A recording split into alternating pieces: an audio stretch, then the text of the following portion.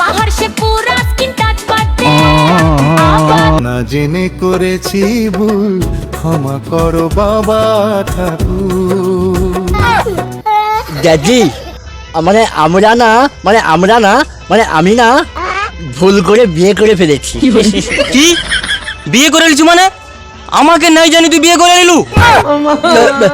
দাদি দাদি তোমাকে আমি জানাইবো ভাবছিলি, কিন্তু ম্যাথির মা আমাকে জানানোর সুযোগও দেয়নি, জোর করে সবাই বিয়ে দিচ্ছে আমাকে।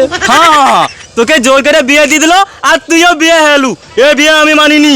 আমার কত স্বপ্ন ছিল, আমার একটা মাত্র প্রোডাক্ট, মানে একটা মাত্র ছেলে, আমি ধুমধাম করে বিয়ে দেবো।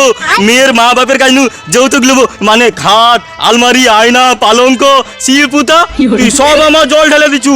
এ বিয়ে আমি মানিনি। আরে চাচা, এখনকার যুগে দেখো তো মেয়ে টিয়ে পাওয়া যায়নি, তুমি কি না করছো গো? তারপরে বাচ্চার এখন অল্প বয়সে কুরকুরা নিয়ে যাচ্ছে আর কি, মানে বিয়ে হয়েছে আর কি, জানো তো এখনকার যুগের বাচ্চা। মেনে এলাও আর কি, আবার কি তুমি তার ঘরে পাঠিয়ে দেবো নাকি ফেরত? মেনে এলাও চাচা, মেনে এলো। তাহলে তুই লিয়ে যা, তোর ঘরে রাখবো। না না না না না, তো তোমানকের ব্যাপার তাহলে তোমানে বুঝো। এ বিয়ে আমি মানিনি। প্লিজ বাবা, প্লিজ মেনে লো, প্লিজ বাবা, প্রচুর বড় অন্যায় হয়ে গেছে আমার, এবার কি করবো আমি? না না না না, এ বিয়ে আমি মানবো নি, আমি যৌতুক পাইনি।